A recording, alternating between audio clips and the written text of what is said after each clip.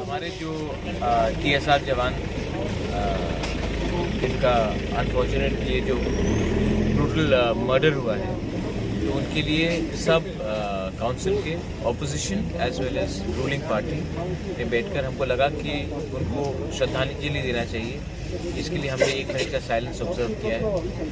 और आप तो जानते हैं कि ADC के कंपनी के थ्रू हमने हर परिवार को 2-2 लाख रुपये दिया भी है, लेकिन हम पर्सनली टिपरा मोथा के थ्रू भी डिमांड कर रहे हैं कि जिसने उनका मर्डर किया है उनको कड़ा से कड़ा, जो भी IPC के अंदर सबसे कड़ा कानून का सज़ा है उसको मिलना चाहिए और कानून को जल्दी करना चाहिए। Justice can not be delayed, justice has to be given.